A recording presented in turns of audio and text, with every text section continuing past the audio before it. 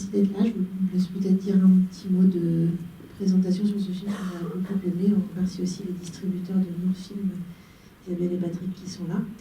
Delphine, si vous voulez dire quelques mots. Oui, je suis très heureuse d'être là ce soir, très heureuse de vous présenter ce film. Il est né il y a un peu plus de 3 ans, voilà, donc il lui a fallu 3 ans pour aboutir, pour se retrouver devant vous aujourd'hui.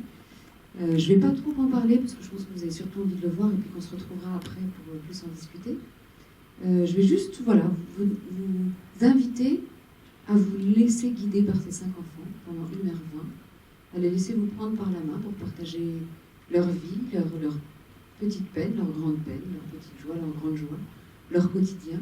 Faites-leur confiance, laissez-les vous guider par la main, et puis on se retrouve tout à l'heure. Au revoir. Merci.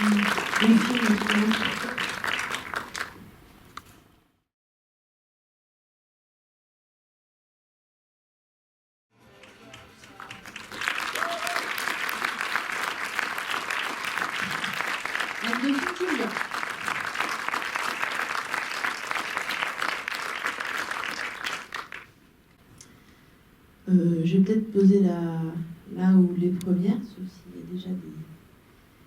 Mais je pense qu'on va vous laisser un petit peu de temps, on va poser une première question ici. Moi, une des choses que je trouve vraiment assez merveilleuse dans votre film, c'est que sur un sujet très fort, très sensible, très délicat, vous réussissez à être ni dans le pathos, ni dans la distance un peu clinique, vous réussissez vraiment à avoir le recul nécessaire et l'empathie nécessaire. Donc c'est vraiment un film qui pose la question du regard d'une documentariste sur le sujet qu'elle filme, etc. Donc je voulais savoir comment vous avez travaillé, peut-être au moment de la préparation du film, mais aussi au niveau du tournage, pour garder cette distance un peu, que je trouve un peu idéale, sans vouloir... qui fait toute la qualité de ce film. Je suis très contente que vous pointiez ça d'entrée de jeu, parce que je crois que ce que je considère comme la juste proximité, ce que j'ai voulu chercher pour trouver comme juste proximité, c'était une de mes préoccupations principales. Cette juste proximité, elle est due à plusieurs choses. Déjà au fait que ce film, il n'est pas arrivé par hasard dans ma vie, en fait. Je ne suis pas arrivée à la réalisation d'un film comme ça un jour en me posant la question. C'est qu'il vient s'ancrer, il vient s'inspirer de ma vie, de ce que j'ai pu connaître. J'ai une petite fille qui a été très malade et qui est décédée de cette maladie. Et donc j'ai vécu une époque dont j'aurais préféré me passer, jamais connaître, et qui fait partie de ma vie. Et avec ça, à travers sa vie, j'ai quand même découvert, et sa vie, la façon dont elle a vécu ces 4 courtes années, j'ai découvert une façon d'aborder la vie, une autre façon d'avancer sur le chemin en calant mes pas sur les siens comme une enfant, finalement. Et donc je me suis dit, c'est ça qui m'a donné envie de traiter ce sujet, comme une invitation à renouer avec cette âme d'enfant qu'on avait tous quand on était petit.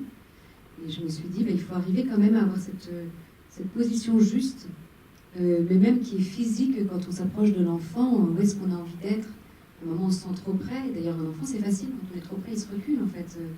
Les enfants, ils n'ont pas du tout la même sphère, la même zone, enfin, on va dire, personnelle que nous. Donc, c'est eux aussi, très facilement, si on s'approche trop, ils se reculent. Si on est trop loin, ils s'avancent.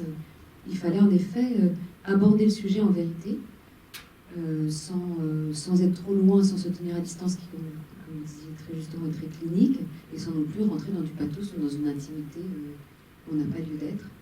Et je pense que c'est les enfants qui m'ont permis d'avoir... moi, j'ai évidemment réfléchi au sujet beaucoup, mais ce sont les enfants qui m'ont aidé à me positionner. Et l'absence de pathos, c'est grâce à eux, en fait, parce qu'ils ne sont pas pathos, du tout. En fait, à aucun moment, mais même dans leur façon d'appréhender la souffrance et les moments difficiles, ils ne sont pas du tout pathos. C'est-à-dire qu'ils ne traînent pas en longueur un moment difficile, ils le vivent le temps que ça dure, et après, ils sont capables de vivre autre chose et de passer à autre chose. Du coup, dans cet objectif-là, comment est-ce que vous avez, je ne sais pas si on peut dire casté, mais comment est-ce que ces 5 petits protagonistes sont arrivés dans le film? Sans casting, évidemment, parce que ça aurait été, je pense, indélicat et infructueux. Et c'est ce que j'ai aimé dans ce film, c'est que c'est vraiment un film qui est basé à plein d'égards sur la confiance. Et à ce niveau-là aussi, dans la rencontre de ces enfants, moi, à part le fait d'avoir fréquenté l'hôpital avec ma fille, je ne suis pas une grande familière de l'hôpital, je ne peux pas toquer à la porte comme ça. En revanche, j'ai rencontré, au cours de mon expérience personnelle, et puis j'ai écrit un livre que j'ai beaucoup accompagné, et qui a eu un écho assez fort dans le milieu médical, ou dans le milieu de l'accompagnement d'enfants malades, j'ai rencontré beaucoup d'équipes, de soignants, des équipes paramédicales, des associations, qui côtoient au quotidien des enfants malades, des enfants gravement malades, et c'est vers ces entités que je me suis rapprochée. C'est vers eux, je suis allée les voir en disant, voilà, j'ai un projet. Déjà, je voulais m'assurer de la cohérence de ce projet, si ça trouvait un écho assez spontané chez eux, ou si ça leur paraissait vraiment aberrant. Et j'ai tout de suite vu que ça leur parlait, que c'était quelque chose qu'ils connaissaient, cette façon de vivre qu'a l'enfant, et qui les inspire eux aussi dans leur quotidien. Et puis ensuite, je leur ai dit, ben voilà, mon projet, j'ai besoin de vous, en fait.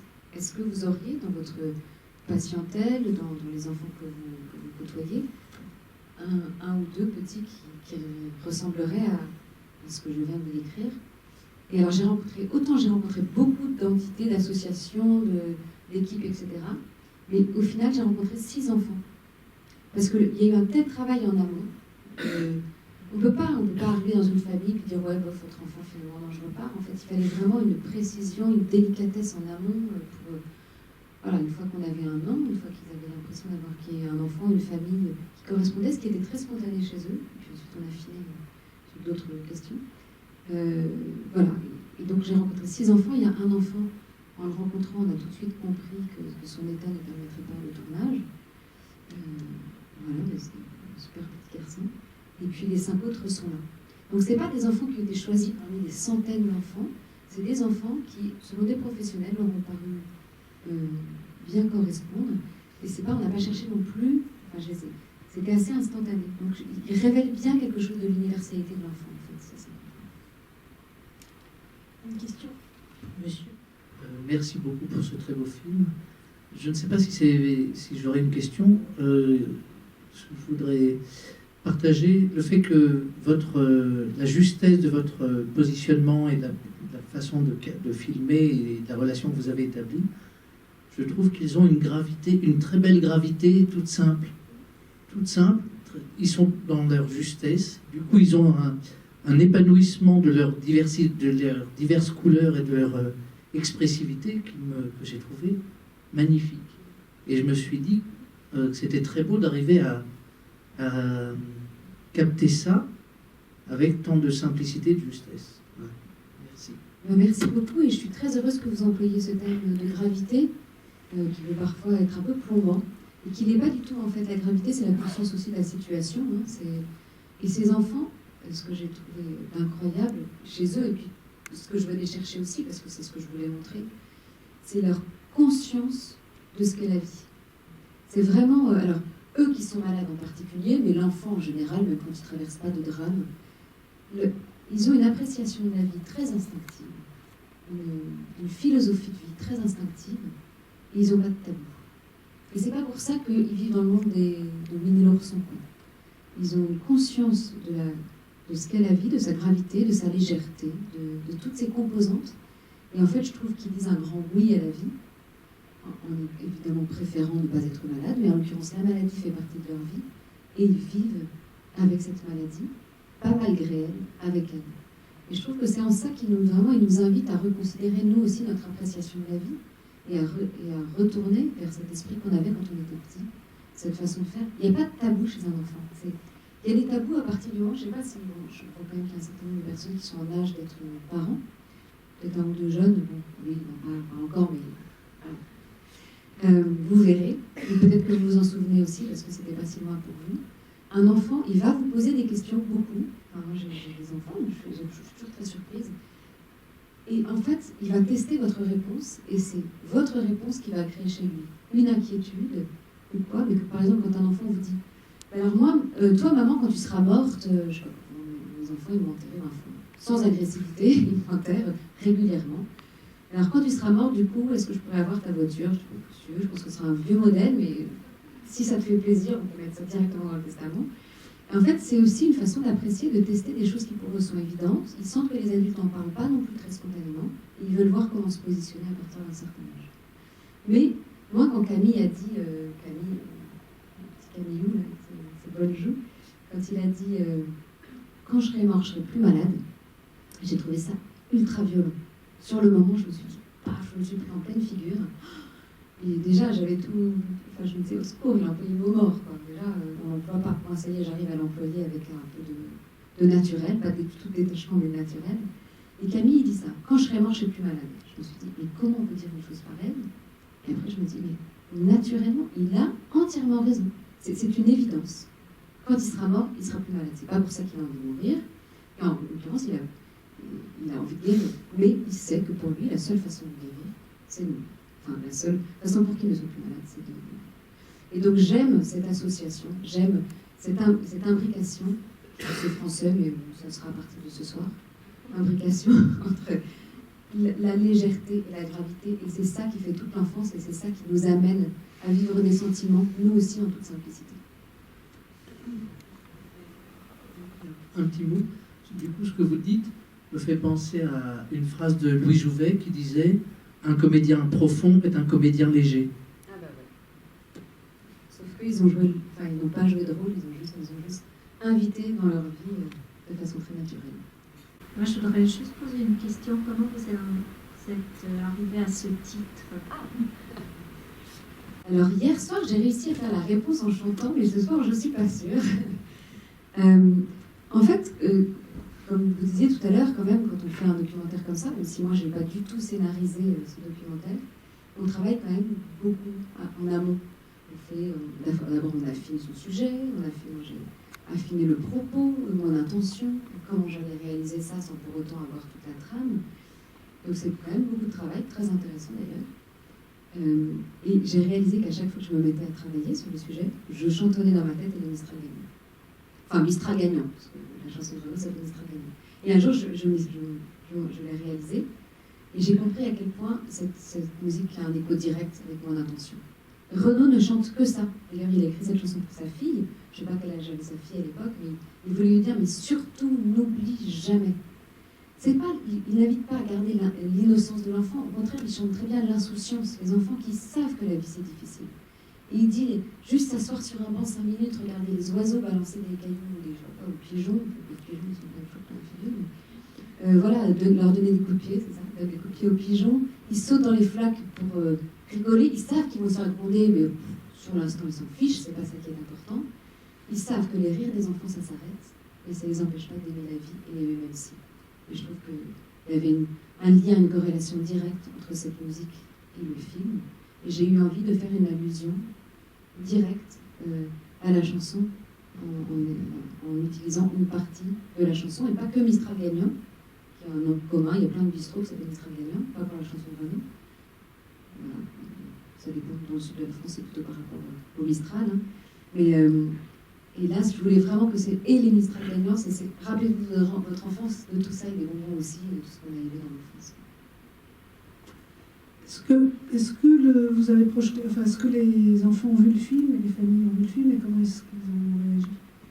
Oui, bien sûr, ils l'ont vu. Quand on fait un documentaire, ce qui est compliqué, là où il y a un pari, là où il y a, encore une fois, c'est une histoire de confiance, c'est que vous vous engagez sur une promesse.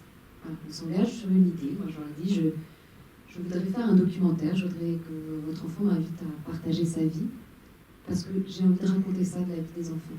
J'ai envie de retirer ce propos-là de la vie des enfants. On a filmé. Déjà, j'ai demandé aux parents de se mettre un petit peu en retrait. Et aux enfants, pour le coup, de me faire confiance. Et puis après, on s'est quittés. Nous, on a travaillé pendant des mois au montage. Ils n'ont pas vu une image. On ne les associe pas au projet. Parce que sinon, le film ne verrait jamais le jour. Parce qu'ils ont, eux, leur interprétation, eux, leur volonté, leur sensibilité, toutes ces choses.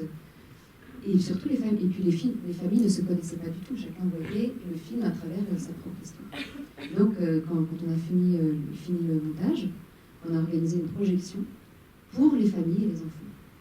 Mais c'est vrai que ça a été, pour moi, la projection la plus émouvante, la plus stressante, enfin, c'est la plus tout, quoi. parce que je me retrouvais face au public le plus exigeant, à ces familles, à ces enfants qui m'avaient fait confiance, auxquels j'avais fait une promesse. J'avais le sentiment d'en être digne. Est-ce que c'est un sentiment qu'ils allaient partager? Et on a passé un moment génial, vraiment génial. C'était comme s'ils se connaissaient depuis toujours, quoi. C'était impressionnant. Et puis moi, c'était la première fois que je testais le film avec un peu de public autre que les techniciens ou qui avaient travaillé dessus. Je les ai d'abord entendus beaucoup rire, et ça, c'était une immense surprise. Je ne sais pas si vous avez ri là pendant la séance, mais moi, sur le moment, si j'ai ri parce que je me rappelais des situations, mais j'imaginais pas qu'on allait rire autant, qu'ils allaient rire autant. J'ai entendu aussi des beaux silences, j'ai entendu quelques mouchoirs se froisser. Et puis à la fin de la séance, j'ai vu à quel point ils s'étaient tous reconnus, à quel point il y avait quelque chose qui les avait soudés pendant le film. Et on a passé même après un très bon moment avec un petit goûter. Et puis les enfants, très naturels, qui sont beaucoup intéressés. Et déjà, dans le commentaire des parents, ce qui m'a plu, c'est qu'ils n'arrivaient pas, ils n'ont pas uniquement parlé de leur enfant. Ils ont parlé vraiment chacun aussi des autres. Ah, mais le petit, il est vraiment trop mignon, et puis ça c'est drôle, et puis cette anecdote, ça me rappelle quelque chose. Et après, les enfants, c'était juste des enfants qui se rencontrent, qui comparent un peu leur passage à l'hôpital, le nombre de prises de sang qu'ils ont eues. Moi, j'en ai carrément plus que toi, et voilà. Comme des petits-enfants normaux. Merci pour ce film qui est vraiment beau et vraiment fin, quoi, dans l'approche. J'avais deux questions. Une première question, c'était dans la question de l'approche en documentaire, il y a vraiment la question du rapport de la personne qui cadre aux enfants et la question de la sensibilité du monteur, quoi.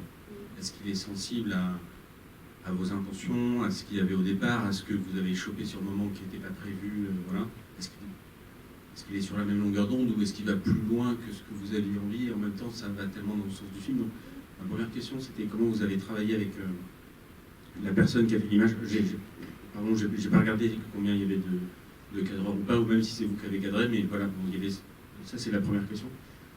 Et la deuxième question, qui est plus une question...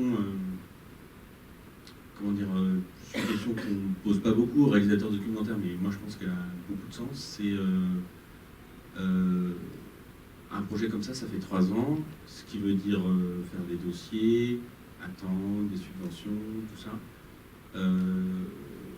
C'est une question assez triviale, mais comment vous avez fait avec votre loyer, votre frigo? Parce que un film documentaire, c'est économiquement et socialement très lourd à porter.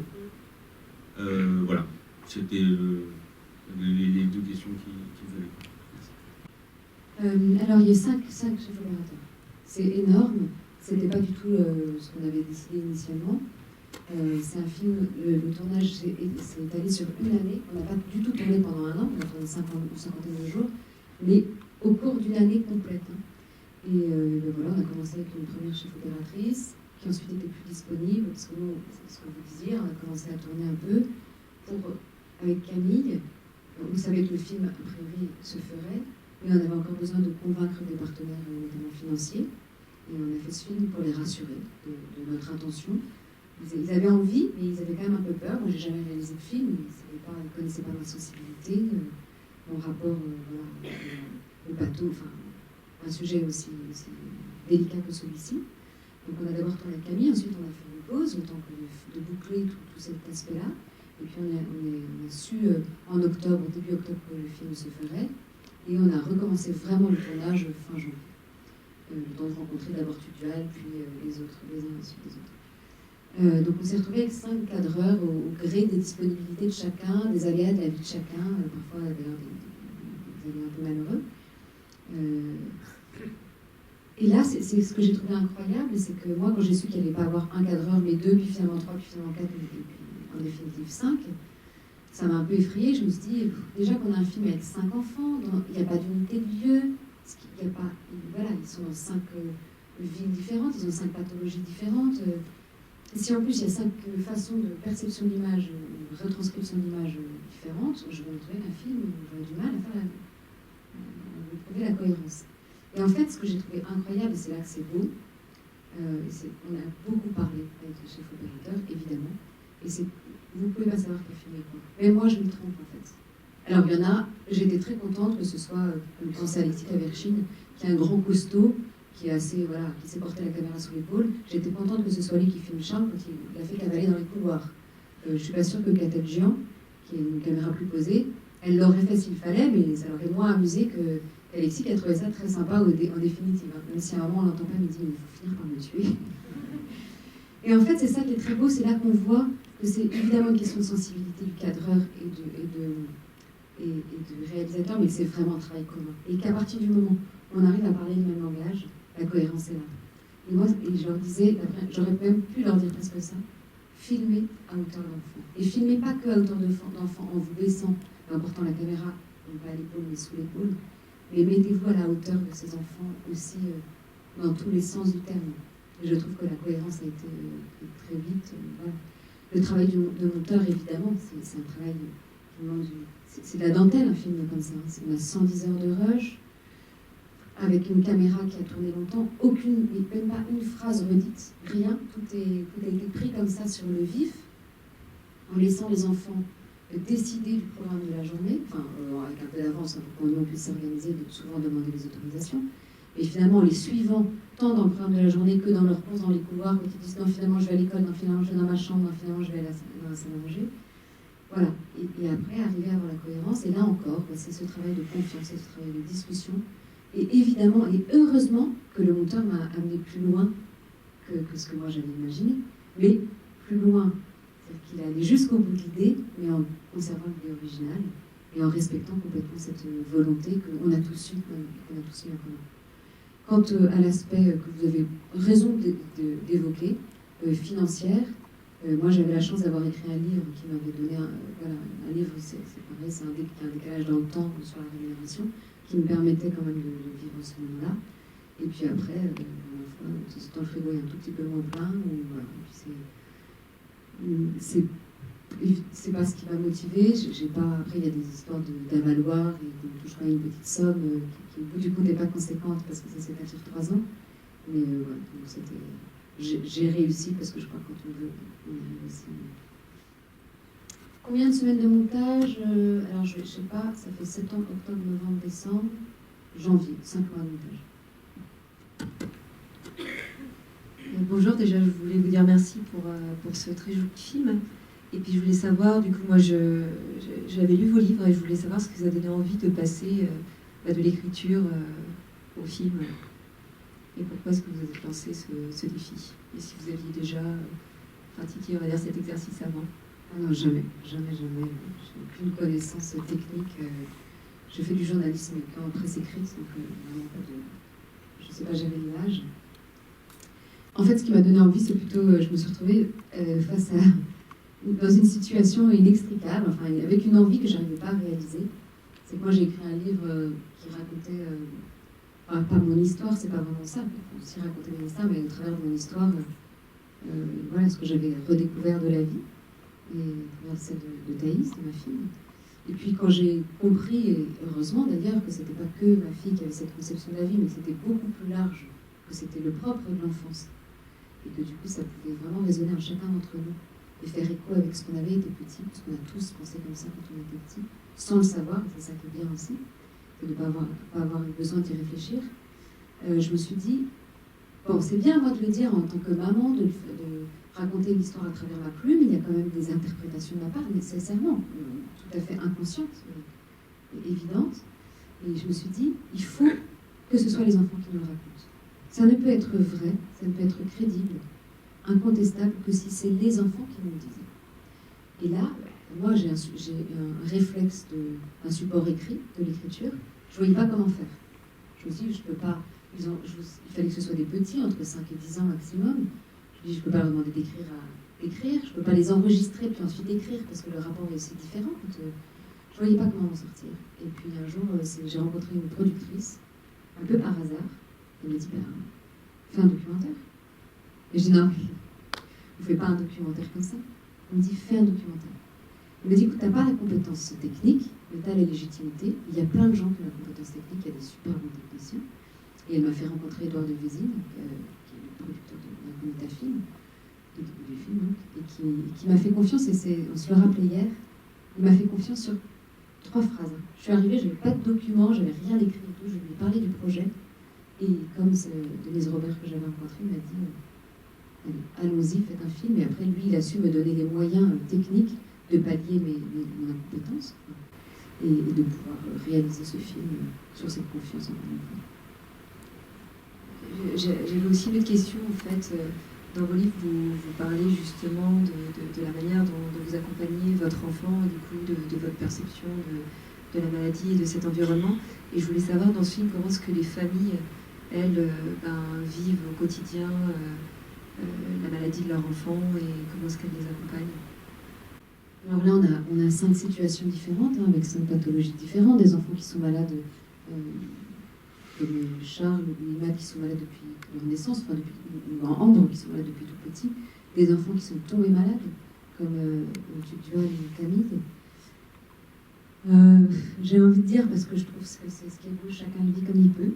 Et je trouve que c'est bien de le vivre comme on peut et pas comme il faut. Chacun y arrive avec sa personnalité, son bagage, ce qu'il est, ce qu'il a reçu, ce qu'il veut transmettre aussi. Mais ils vont tous plus loin que ça, parce que tous, ils ont adhéré à la façon de vivre de leur enfant. Moi, c'était ce qui m'intéressait quand je les ai rencontrés. C'était de voir que ils ont tous exprimé à leur façon cette phrase qui peut paraître une lapalissade. Sans mon enfant, j'aurais pas réussi à le vivre.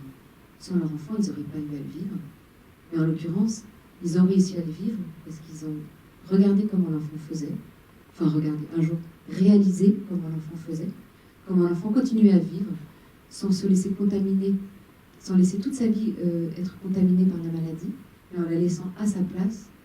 Je me rappelle de cette phrase que j'avais entendue quand on disait Ambre, comment tu vas? Il disait, ben moi ça va, il n'y a pas de problème, c'est juste mon cœur qui va là. Avec cette justesse en fait. Et c'est pas non plus qu'elle minimisait sa maladie, c'est que sa maladie c'était pas elle. Et que les parents ont réalisé que les enfants avaient cette façon de faire. La maladie c'est pas eux, c'est pas ça. C'est pas parce qu'ils sont malades qu'ils veulent plus aller à l'école, qu'ils veulent pas aller aux anniversaires des copains, qu'ils font pas de caprices, qu'ils ont plus envie d'être pompiers ou je sais pas quoi. Et j'ai vraiment reconnu ça chez chaque parent. Donc après, chacun vit comme il peut, il avance dans cette vie qui est toujours difficile. Hein. Il y a pas de... On va pas faire semblant, il n'y a pas d'angélisme. C'est des vies qui sont extrêmement difficiles. Pour certains enfants ne vont pas guérir, ils vont avoir des vies courtes, mais ils avancent un jour après l'autre, un pas après l'autre, en allant leur pas dans les enfants. D'abord, merci. C'est un très bon moment.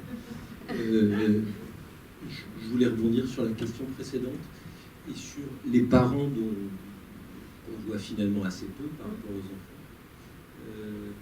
J'étais curieux de savoir si les 5 couples que vous avez rencontrés ont changé de vie. Alors, bien sûr, j'imagine qu'ils ont changé de vie et que ça change une vie.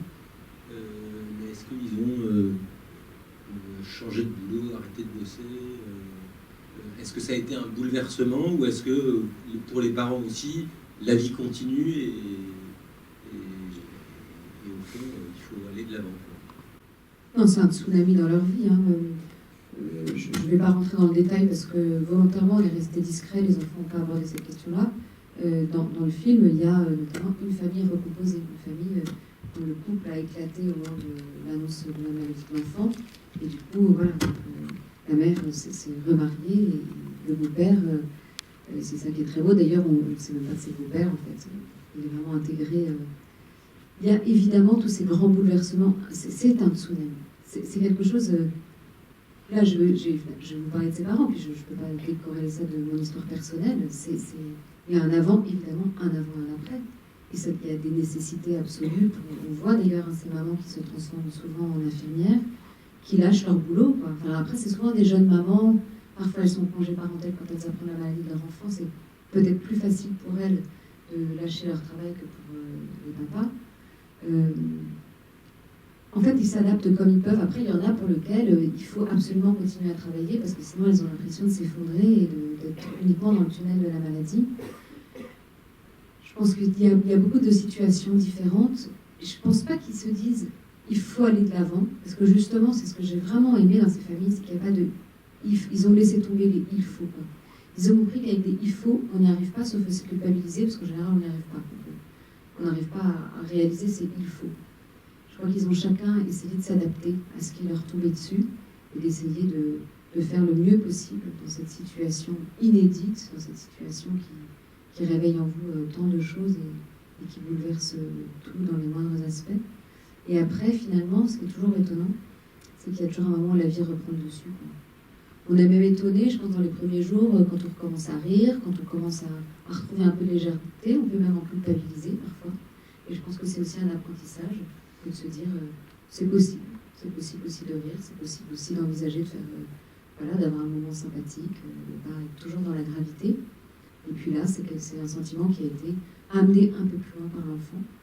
Donc voilà, je pense que leur vie est bouleversée, leur vie sera encore bouleversée. Ils savent pour certains que, si j'ai osé cette formule que je déteste, mais le pire reste à venir, qu'ils vont affronter le décès de leur enfant, mais ils ne se projettent pas dedans. Parce que je pense que s'ils s'y projettent, ils n'avancent plus. Donc ils ont cette sagesse, chacun, de se dire aujourd'hui, je vis aujourd'hui.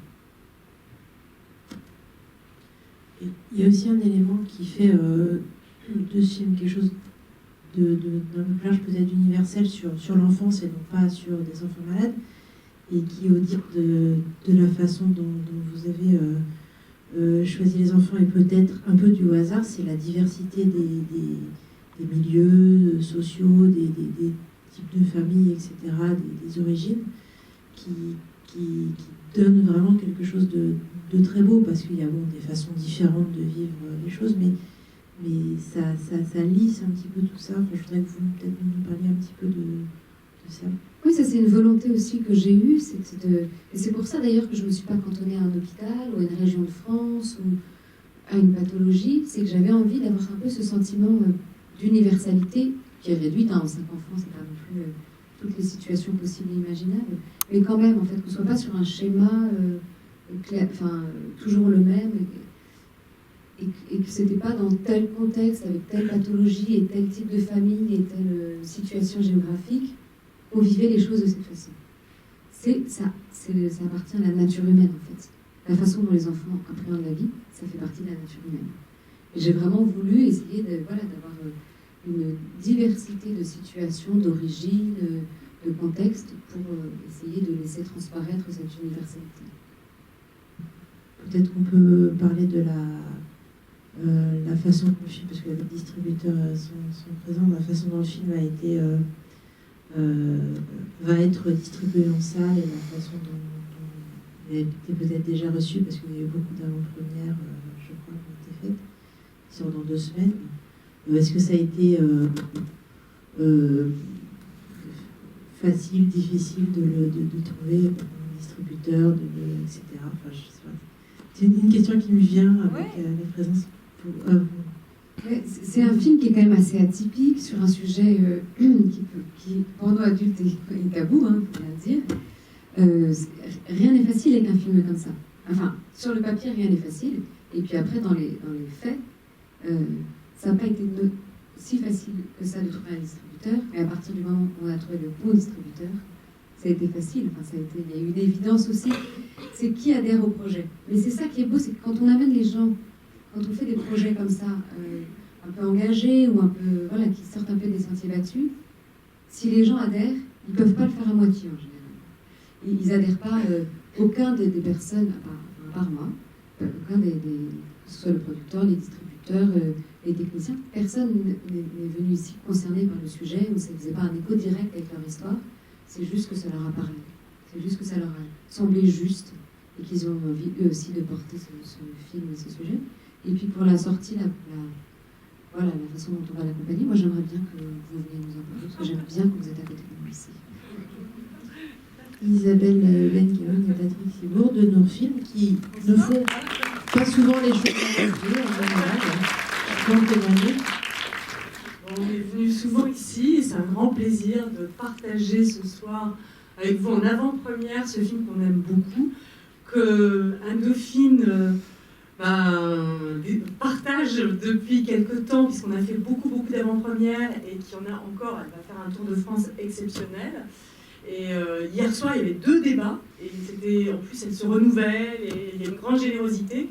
Et nous, vraiment, on partage ce film, on le partage avec vous, et on aimerait tellement que vous le partagiez aussi. parce que parce qu'on l'aime et parce que apparemment je pense que vous l'avez apprécié par sa justesse, par sa beauté, puis parce qu'il nous fait du bien. On en ressort requinqué, ému dans tout ce qu'il y a de plus agréable. Donc si vous l'avez aimé, partagez-le. Il y a un site Hélène Mistral gagnant Facebook. Il n'est pas noté là, mais en tout cas, dites-le autour de vous, parlez-en. Il sort le 1er février dans plein de salles en France. Et ici, donc merci aux Méniès aussi. Et puis je laisse la parole à Patrick. Isabelle a presque tout dit. Alors oui, il sort le 1er février et il sort, et c'est une première pour nous, hein, il sort dans une 60aine de villes, donc en sortie nationale. Donc on a voulu être ambitieux parce qu'effectivement on ne fait pas les choses à moitié, parce qu'on a trouvé ça juste et que sur notre chemin on a réussi à convaincre, à montrer, à rencontrer aussi toutes les énergies qui font que ce film a aujourd'hui une ambition nationale. Et c'est vous qui en parlez le mieux. Nous, on a tout mis en place pour qu'il sorte de cette manière-là. Après, c'est à vous de jouer. Donc voilà, au fond, le film, dans 15 jours, il vous appartient. Et à vous, il vous appartient dès maintenant. Donc n'hésitez pas à communiquer, à en parler. C'est un film qu'on peut montrer, y compris à des enfants. On a eu plein d'enfants, on a eu plein d'ados, on a eu plein de réactions aussi qu'on a filmées, qu'on a fabriquées, des réactions qui sont étonnantes, qui sont fortes, qui sont pudiques, qui donnent envie, qui sont vraies, qui sont justes. On a des réactions évidemment d'adultes qui sont pareilles, justes, vraies, fortes, etc. Et voilà, on construit ça comme ça. Évidemment, il y aura dans les jours et les semaines qui viennent, et notamment la semaine de la sortie, un impact médiatique, puisqu'on a aussi construit ça pour que la presse, les médias, la télévision, les radios s'emparent du film. Et on a bon espoir que l'impact parvienne jusqu'à vous et au-delà. Donc voilà, à vous de jouer. Ah oui. Pour les équipes soignantes. Mais bien sûr, évidemment, les équipes soignantes. Les équipes soignantes, elles font partie de ces bras, de ces bouts de cheveux, de ces jambes, de ces blouses qu'on voit sans vraiment arriver à déterminer exactement. Elles ne sont pas du tout mises de côté, elles sont au cœur du sujet et je leur rends un très grand hommage à travers ce film. Un hommage qui se veut discret, parce que j'ai laissé la parole aux enfants, mais un hommage qui me tient énormément à cœur. Je suis toujours impressionnée. Alors oui, il y a des gens qui ont des mauvaises expériences, il y a toujours des exceptions qui vont confirmer la règle, évidemment. Parce que le personnel soignant est fait de personnes humaines qui arrivent avec leur histoire, leur personnalité, leur mauvaise humeur ou leur bonne humeur, toutes ces choses-là, bien évidemment. Et là, j'ai trouvé extraordinaire. Et on n'a rien caché, on n'a pas enlevé des scènes horribles où ils sont méchants avec les enfants, où ils font des piqûres en faisant mal, enfin j'en sais rien, des choses atroces. On n'a rien enlevé de tout ça, on a montré juste la réalité de ce qui se passait. Ils n'ont pas fait semblant parce qu'on était là. D'ailleurs, ils ont vite oublié parce qu'ils sont concentrés dans le boulot qu'ils ont à faire. Quand on voit le bain de Charles, on voit qu'ils ont autre chose à faire que de se soucier de la caméra. On a été impressionnés de la façon dont ils soignent les enfants, mais surtout de la façon dont ils en prennent soin. Et moi, j'ai trouvé le cœur du sujet dans la façon dont ils s'occupent de ces petits. C'est qu'ils ont une conscience toujours qu'en face d'eux, ils n'ont pas une épidermolyse bulleuse, un neuroblastome, une HTAP ou une insuffisance rénale. Ils ont Camille, Ambre, Tugdual, Charles et Imad qui ont ces pathologies-là. Mais avant tout, ils s'occupent d'un petit garçon, d'une petite fille. Avant tout, c'est une relation humaine et qui est basée, certes, sur des compétences médicales, beaucoup sur des qualités humaines et, j'ose le dire, sur beaucoup d'amour. Merci beaucoup, Anne-Sophie. Merci Isabelle et Patrick. Merci à vous tous. Donc, comme on vous l'a dit, le film sort dans 2 semaines, ici et dans plein d'autres salles, mais ici aussi. Voilà. N'hésitez pas à en parler vraiment largement autour de vous, aux jeunes, aux vieux, tous ceux qui... De 5 à 190 ans. Très bonne soirée à tous et à toutes.